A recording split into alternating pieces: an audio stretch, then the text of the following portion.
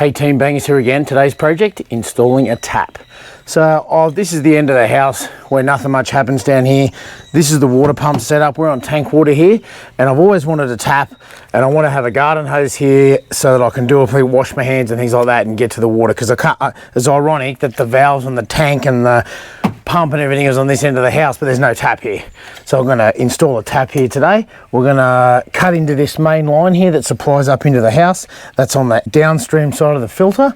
This goes up and over to the rest of the house, and so we're just going to tap into that with some 19mm line and mount our tap, and Bob's your uncle. Here we go. I'll crack on. Today I'm using brass nylon compression fittings.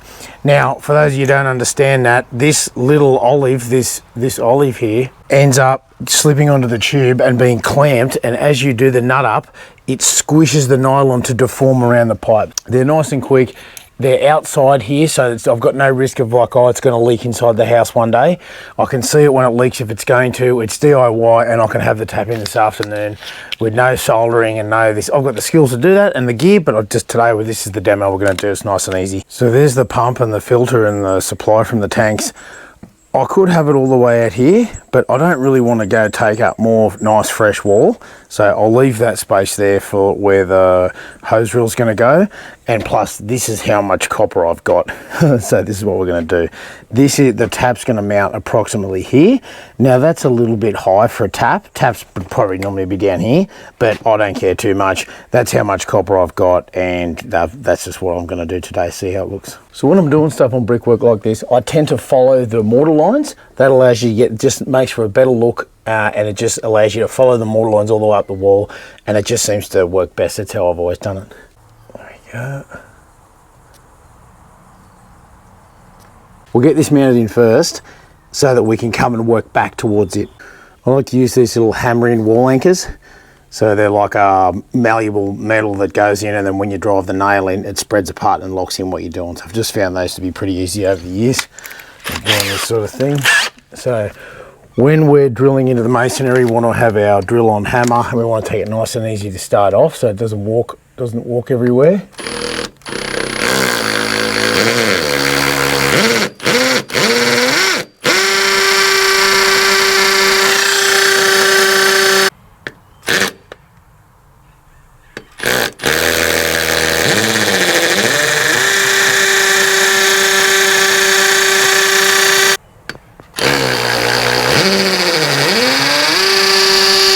So we don't want to put this right on yet. I'm just going to put it in place there so that we know where it is. It's not going to walk, we're not going to go anywhere, and at the last minute we'll smash those all in and get this thing set in place, because we just, things aren't perfect in the world and we might want to change things. And this is where the tap will get screwed onto. Shut the pump off, isolate the house, shut the tank off. Now we're just going to get this off the wall here, so just going to unpin these saddles that are on here. This is the fitting we're going to be using to tap in here, and we don't want to be on the curve here. We want to make sure we're right up on a nice straight bit there, which is there. The pipe still needs to go down and seat on the shoulder down in here, and to be able to have enough room for the olives and the compression fitting. So we're going to make that now. That's 10mm, and we've got a little bit of room here, so we don't have to be like crazy precise. But we've got to pay attention. So I'm going to mark the 10mm there. Then I'm going to go to this line here, and I'm going to go there, and I'm going to cut on either side of this line, and that should give us enough. Now, to get a nice finish for the compression fittings, we need to use the pipe cutter. We may not be able to get all the way around this pipe today, so if I can bend it out far enough, I will.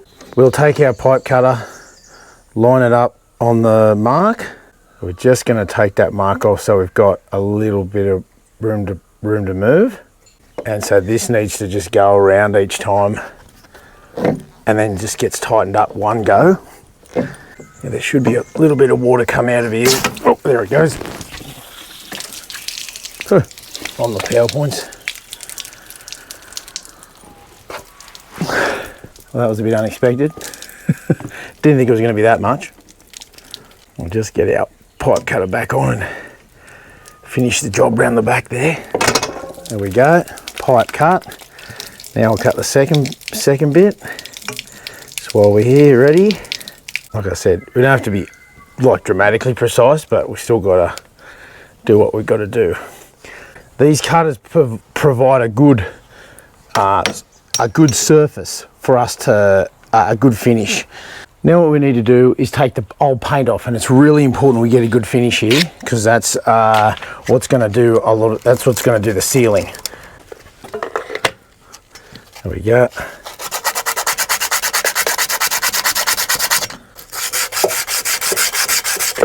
You can see there I'm keeping like the curve of the pipe. I'm not going like up and down or just focusing in one flat spot. That'll be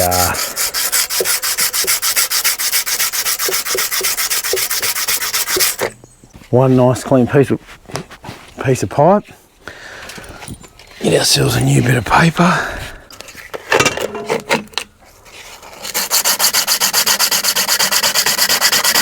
Something a little bit finer now, a little bit of 120. Again, got to be careful not to take off the OD of the pipe. So now we've got our fitting here. We'll put our nuts on, olives on. You'll still see these are really quite a tight fit. All right. About to get rained on here, which is a bastard.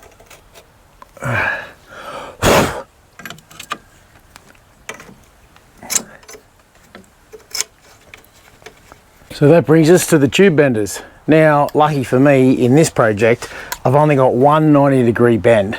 So what I'm gonna do is leave it a little bit green on each end, and then I can come back and cut the tube and it'll be fine. There's a bit of green there, and we're gonna follow this one here. Because when you're bending, you need to be careful of the bend radius and how, all that sort of stuff. So, but this is the piece I've got, so that's what we're gonna do. And then I'm just gonna double check it that way. It's this one here, and there'll be plenty of green on this end, and I don't need any of the offcuts. When I go to start my bend, you can see there that I put my mark on the 0. All right.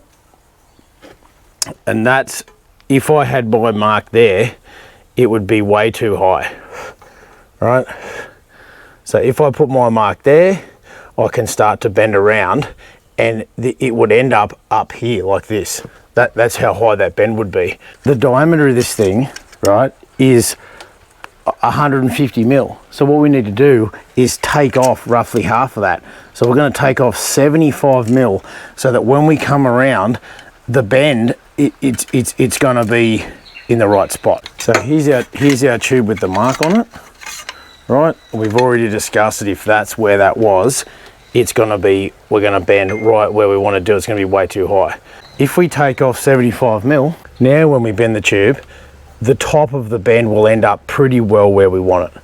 Right, so that's a bit of a tip. Don't be tricked by that. And then we put this in here, and we give it a good old-fashioned bend. Check what we're doing. Yep, and here we go. We're going to go all the way around to 90. These are a bit of a sell, these things. There we go. We're just coming around to the top of this is met up with this, with that there. Quick check so we don't overshoot it. There. And that should be a 90-degree bend. So have to tap that out of there. There we go. Slide our hook away. There we go, get rid of our bender. Here we go. All right, so that went pretty well. We're probably not quite 90 degrees. I'll just check that on these bricks. All right, so we overshot it just a little bit, but just massage it. Look at that, beauty. That'll flex in to be perfect. So now we can line it up and do our thing with what we want to do. What I'm going to do is probably do this one first. It just matters that we get the length kind of right. Now we'll come down to where that one should be. And again, it's not the position, it's just the length. There we go. We can take some more off, right? So we're gonna make our cuts with the pipe cutter. You can cut this stuff with a hacksaw, but you'll regret it. Go out and buy one of these because the edge is rolled slightly inwards when you're finished, and everything just slips over it beautifully. So I'm just winding that around and going in like an 1/8 of a turn, even less, 1/16 of a turn, just a little bit every time. Hey, beautiful. And I'm just, as I come around, I'm just tightening that up. As I go around, then I just tighten it up just the tiniest bit. There she goes. Now, we do need to get rid of this sticker here. So we'll get our friend the emery paper back out. Emery paper this sticker off. And you know what, we'll tidy this end up for good measure as well.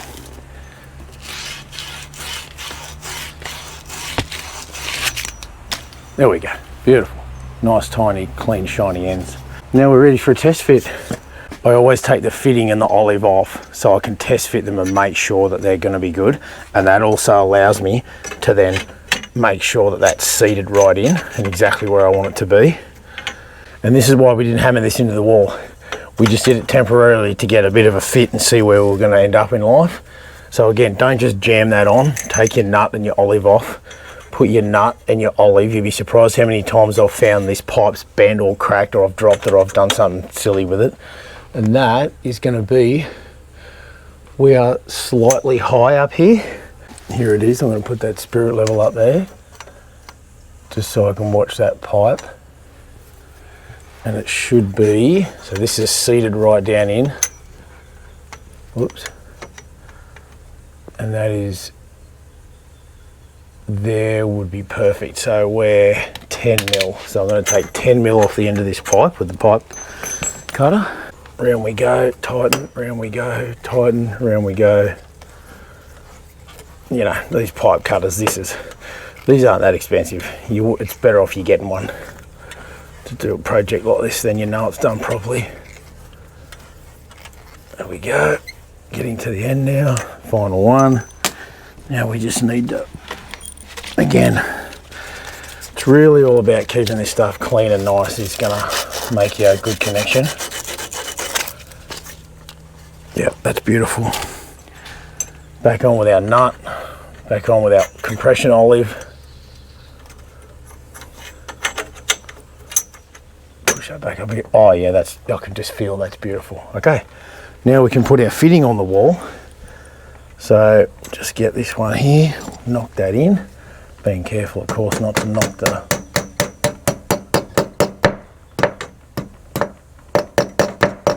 and I don't go all the way with these until I've got all three in. And then I'll show you a little trick. I get a decent pin punch and I make sure they're in the wall really nice. You can sort of hear it. There we go. Then I punch the nail in with the punch. There you go. Because I'm forever whacking stuff. Forever whacking things while I'm trying to get them in. End up damaging stuff. Beautiful. What to do with that? A little more curry. There we go. Excellent. Now they're pretty secure, those things. So as that comes down and gets tight, I need something to back it up with, otherwise I'm going to rip it off the wall to get it as tight as I need it. So I go on with another shifter and I'm going to pull this way towards me with the bottom one and push away with the top one. And I just don't, you don't have to over tighten these things. Just go till you feel it's pretty tight. So there, if I was going any further, I'd really be straining. And that's not what we want to do. So that one's tight, that's great. We're up here to check and tighten this one, which is good. That one's in place, there we go. So we're on here. What we'll do is we'll tighten all three of these. So I'm just gonna make sure they're all seated up nicely where they should be. Yep, so I'm just gonna, obviously just gonna nip these up so they hold in place. Then I'll come in and back them up and do them up. So that's gonna get pinned against the wall, that's beautiful. Actually, just gonna make sure that's all the way seated, yep. There we go, now we can come in and back this up. And again, I'm just opposing the two. I'm not going crazy tight. One more on that's probably good. There we go. Now, of course, I'm backing up the other way. Again, tightening down. There we go. Now, this one can get a little tricky, but it's backed up by the pipe itself, but just don't go too hard.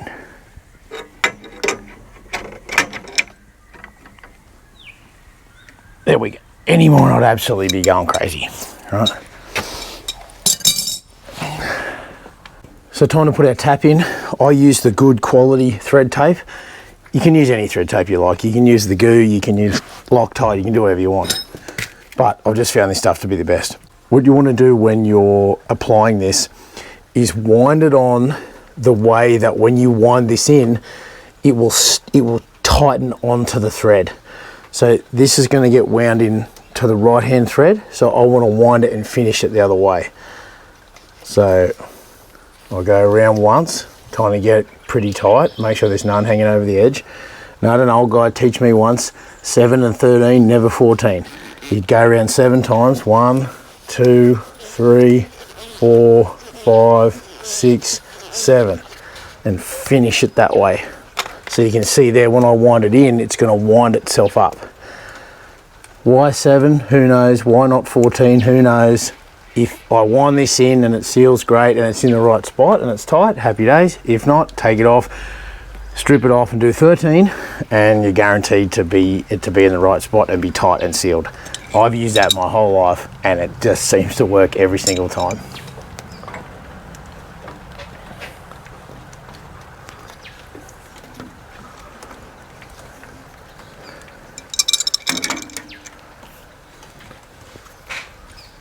Now again, I'm going for the backup here because it's I can feel it getting tight and I don't want to stress out the one that's on the wall.